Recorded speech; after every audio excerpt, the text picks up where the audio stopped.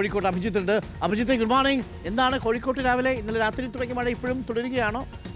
വെള്ളക്കെട്ടുണ്ടോ എവിടെയെങ്കിലും? Arun, good morning. നിലവിൽ മഴയ്ക്ക് ചെറിയൊരു ആശ്വാസം ഉണ്ടായിട്ടുണ്ട്. ഇന്നലെ രാത്രി നല്ല മഴയായിരുന്നു, പുലർച്ചെ അതിഭീകരമായ മഴയായിരുന്നു. ആ മഴയിലുണ്ടായ ഒരു ദുരവസ്ഥയാണ് അരുൺ നമ്മളിപ്പോൾ കാണിക്കുന്നത്. ഞാനുള്ളത് കോഴിക്കോട് ബീച്ചിന് സമീപത്താണ്.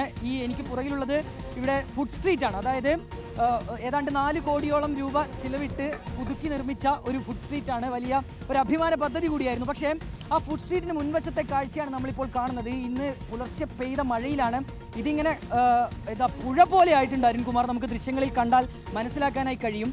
ഇതിൻ്റെ പ്രധാനപ്പെട്ട പ്രശ്നം ഈ ഫുഡ് സ്ട്രീറ്റ് വന്നതിന് പിന്നാലെ തന്നെ ഈ ഭാഗങ്ങളൊക്കെ, റോഡിൻ്റെ ഭാഗങ്ങളൊക്കെ പുതുക്കി പണിതിരുന്നു. പക്ഷേ വെള്ളം പോകുന്നതിനാവശ്യമായ ഒരു വഴി എവിടെയും വച്ചിട്ടില്ല, ഒരു ഓടയില്ല. അതിനാൽ തന്നെ വലിയ ബുദ്ധിമുട്ടാണ്.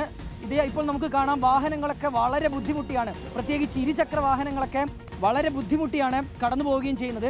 മറ്റൊരു പ്രധാനപ്പെട്ട പ്രശ്നം ഇവിടെയുള്ള വ്യാപാരികൾക്കാണ്, കച്ചവടക്കാർക്കാണ്. ഇങ്ങനെ വെള്ളക്കെട്ട് ഉണ്ടായിക്കഴിഞ്ഞാൽ പിന്നെ ആളുകളൊന്നും ഇവിടെ വരാത്തൊരു സാഹചര്യമാണ്. ചേട്ടാ, മുഴുവൻ വെള്ളമാണല്ലോ. മുഴുവൻ വെള്ളം ഇന്നൊക്കെ ഈ മഴ പെയ്തിട്ട് 4-5 ദിവസമായി. ഈ 4 ദിവസത്തിന് വെള്ളം പെടുന്നുണ്ട്. കോർപ്പറേഷൻ വരുന്നുണ്ട്, ഒരെന്തായത് ഐഡിയ കാണുന്നുണ്ട്. ഐഡിയ കൊള്ളിക്കുമ്പോൾ ഇവിടെ ഒരു ഓവുചാലം വേണം. ഒരു ഓവുചാല് പോലും ഇല്ല. പക്ഷെ ഓവുചാലം ആദ്യം ഉണ്ടേനു, അതിൻ്റെ മേലെ ഇന്റർലോക്ക് ഇട്ടിട്ട് ഒരു ചെയ്തതാണ്. പക്ഷെ അതിൻ്റെ ബുദ്ധിമുട്ട് അപ്പോൾ കാണുന്നത്. ഒരു ചെറിയൊരു വഴിയെങ്കിലും വെക്കേണ്ട വെള്ളം. അത് വെച്ചിട്ടില്ല. പിന്നെ ഒരു വരുന്നുണ്ട്, നോക്കുന്നുണ്ട്, ഒക്കെ സംവിധാനമൊക്കെ ചെയ്യുന്നുണ്ട്. ഇന്നലെ ആ തലയിൽ ഒരു പണി തുടങ്ങിയിരിക്കുകയാണ്. പക്ഷേ ആ തലയിൽ തുടങ്ങിയതിൽ വെള്ളം അങ്ങനെ ഡ്രൈനേജിൽ പോണില്ല, കുറച്ച് വെള്ളം പോണേ. ഇത് എല്ലാവർക്കും ബുദ്ധിമുട്ടാണ്. ഇതിപ്പോ നിങ്ങളുടെ അടുത്തേക്ക് ആൾക്കാർ വരില്ല സാധനങ്ങൾ വാങ്ങാൻ, ആള് അതെല്ലാം പാട് ബുദ്ധിമുട്ടുണ്ട്. അഭിജിത്ത്, പലയിടങ്ങളിലും ഇതേപോലെ വെള്ളക്കെട്ടുകളുണ്ട്.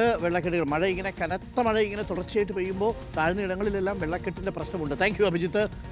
അത് ചില കടക്കാർക്കും ഒക്കെ ബുദ്ധിമുട്ടാവുന്നുണ്ട്. ഇനി മഴ ശക്തമാവുന്ന ഘട്ടത്തിൽ മഴയുടെ കൂടുതൽ ദൃശ്യങ്ങളും വാർത്തകളുമായി മടങ്ങിയെത്താം.